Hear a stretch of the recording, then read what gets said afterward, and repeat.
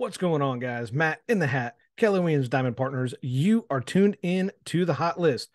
In the Hot List, we discuss properties new to the market that either I have listed or my brokerage has listed, as well as answer a question of the week that is submitted by you, the listeners. And to make it more convenient for y'all now, I have a link to my Google form in the description below. All you have to do, type in your email address, type in your question, hit send. It will come to me. I will not only answer that question for you, but I will also use that for future episodes and future content just like this one, because the chance that somebody else has that same question or similar question is extremely high. What better way to not only help you, but help others with their real estate questions than by doing the podcast just like this? So I greatly appreciate everybody that has sent in their questions. Please make sure you keep those coming. I can't do it without you. And if you're not sure where to start with a question about real estate, I would love to be the real estate resource that you reach out to and use. So this week's question of the week is a little bit different, something that isn't necessarily real estate related, but it is home related, and also something that my wife and I have been looking into doing and researching. So I figured, why not? I'll give it a shot. So this week's question of the week: how do I get started gardening? And that was just kind of a general gardening question. So I'm going to assume that this question refers to like vegetable fruit gardens and not like a regular flower garden, because no other details were given. And like I said, my wife and I are in the process of researching this and doing this as well. And let's be honest, a garden is a great way to get outdoors, get a little sun, and get some homegrown fruits and vegetables. Now, having said that, if you're like me and you've never had a garden, maintained a garden, you may not realize how much work goes into it. For example, you need to keep in mind what type of soil you have, because yes, that does make a difference. What is the pH level in the soil? What does it need to be? How much sunlight do plants need? How often do I need to water my plants? Do different plants require different watering schedules? So you see where I'm coming from. This can all be a little bit overwhelming, and it doesn't mean that this isn't worth doing. It's it's a great skill to not only learn, but be able to teach in the future and get some quality time with your family. So in today's episode, we're going to walk through 8 tips for beginning gardeners. Number 1, location and sunlight. These 2 items are essential for every successful garden. Several factors will come into play when choosing the location that works best. Is the land in a low area that gets a lot of rain? That's important to keep in mind, because low areas are going to flood easily. So you may need a raised garden in that situation. What about on a hill, but it's higher up? So won't that dry out more? It will, but this could be a better option, especially if you're wanting an in-ground garden and not just a raised garden. Then comes, which direction will your garden face? This will actually determine how much sun your garden and your plants get. Most gardens will require about 6 to 8 hours of sunlight each day.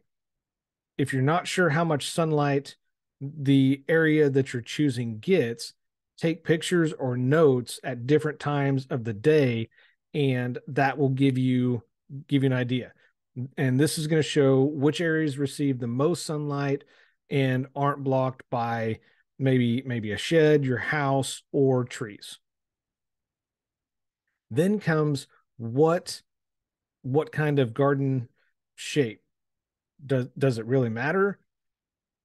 It might, by the area that you're in. The most common and generally most successful style is a rectangle, and that's just because it's simple design, easy to work with, and this allows you to have the longest or the straightest rows.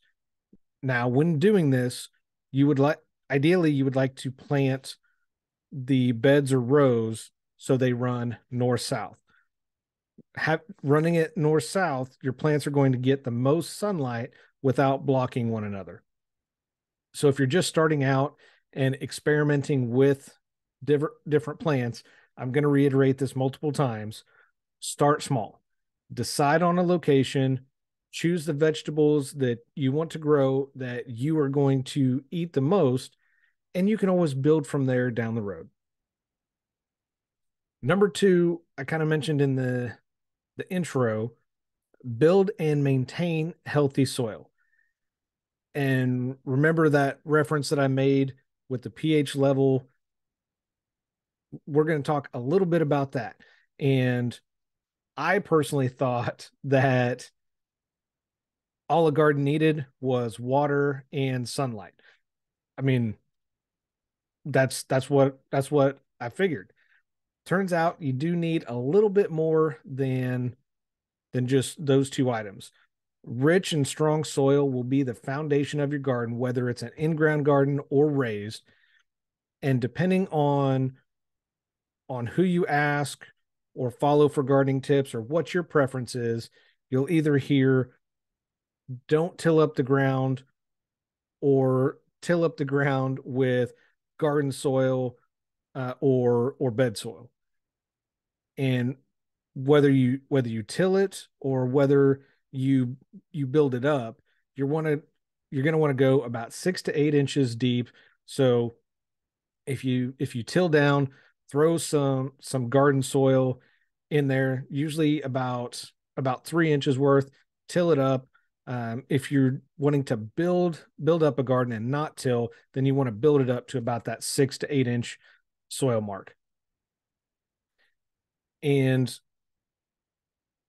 what's also going to help and reduce some of the work in the garden is if you keep some type of mulch in the garden bed, because mulch will help keep the soil moist and cool. Weeds are going to struggle to grow through that mulch, and because of that, you're going to have to go through and pull weeds less often. And mulch really does help keep the soil alive and undisturbed. Now, I'm not talking necessarily like the wood chip mulch, like what you put in or around your flower beds. You can do that, but it can also be in the form of, for example, shredded leaves, grass clippings, straw. Those are other ideas that are going to be a little less expensive, and maybe that you the I mean, in the example of the leaves and the grass clippings, you're gonna pick those up anyways. Number three is one of the ones that I had a hard time understanding, and that is understanding your zone. Now, I'm not talking time zone here. We're talking garden zones. Your garden zone or hardiness zone, as most people know it by, will tell you the average low temperatures in your area. And that's important because certain plants will die under colder temperatures. For example, you want to plant a hardy zone 4 plant, you live in a zone 5, the plant will survive. However, on the other side of that, you take that same zone 4 plant, you live in zone 3, then it's going to be too cold for that plant to survive. And I'll include a hardiness map. But for example, I live in a zone 6 area, and certain plants will thrive better in certain zones. So just make sure you do research with the zone that you live in and the style or type of plants that you want. Make sure those are going to be hardy enough to grow in that area. And again, I will include a hardiness zone map in the description. It's a US map.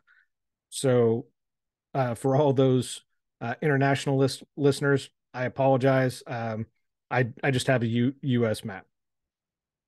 Number 4, understand frost zones. Frost dates at the beginning and end of a growing season are important to know, because warm season plants like your tomatoes, cucumbers, peppers can and may die from just one freeze. In the spring, you need to know the average last frost date, and that provides a general time frame of when you can expect the final frost to occur. And then in the fall, you'll want to know and look up the average first frost date, because that's going to give you a general time frame of when the first freeze is going to hit. And this can be determined in your area by the Farmer's Almanac, and I can include a link in the description for that as well. Number 5 is a personal preference, and that is seeds versus plants. This may be as simple as your whatever budget you're working with, or if you want an organic style garden.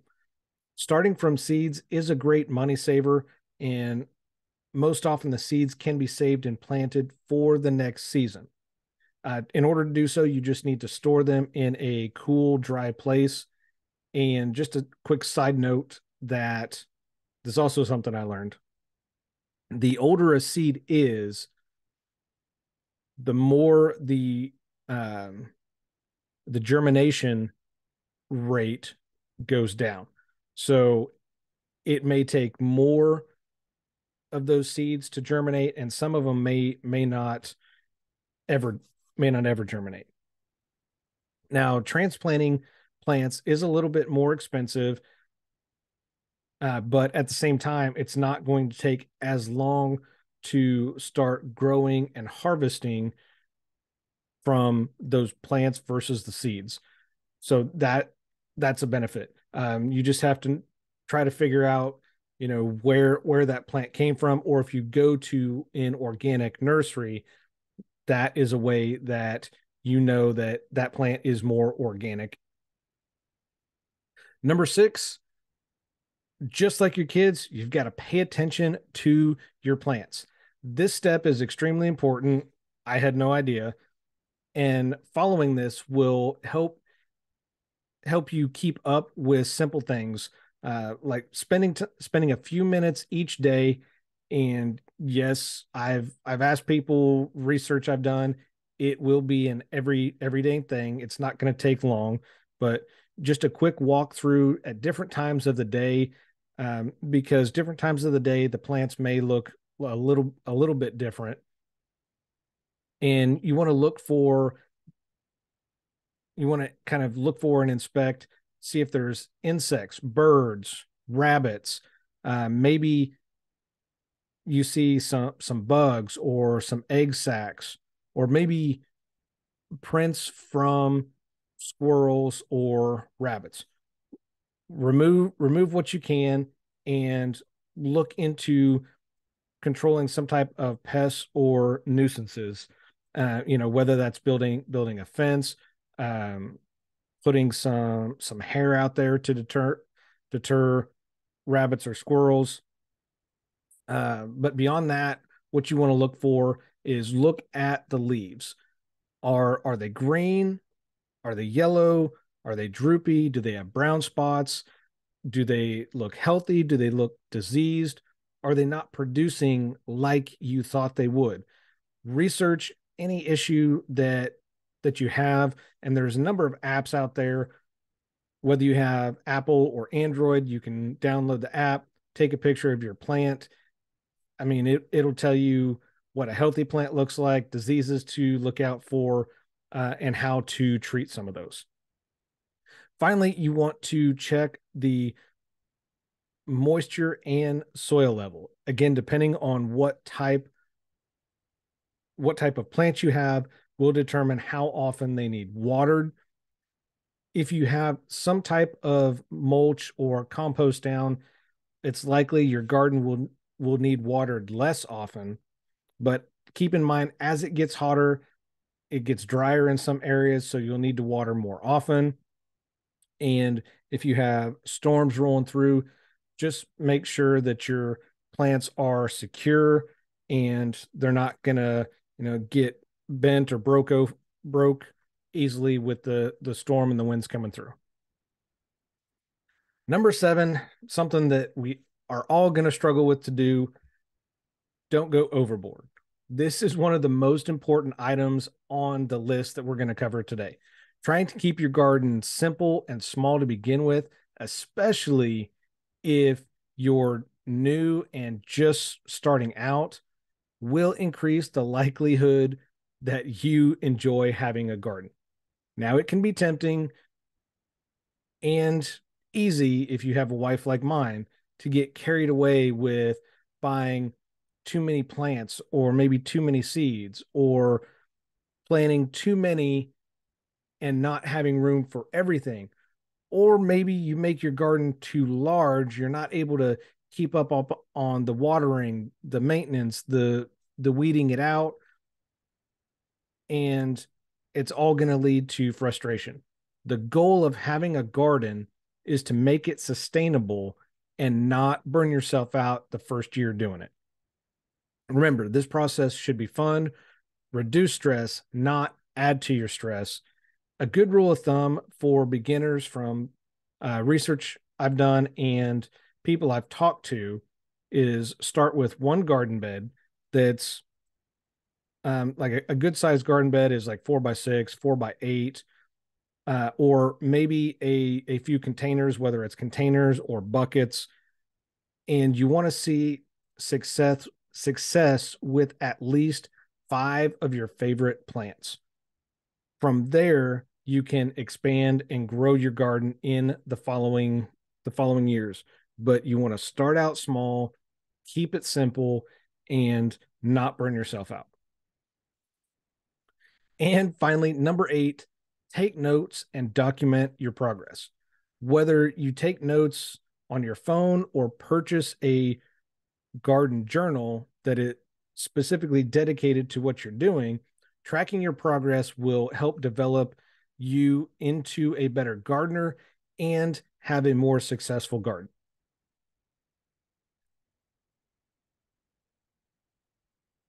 So, and I bring that up because you might find yourself trying to recall what you planted last year, when you planted last year, how many plants did you plant, how many grew, how was the harvest, what was the variety, what plants did well, which ones didn't.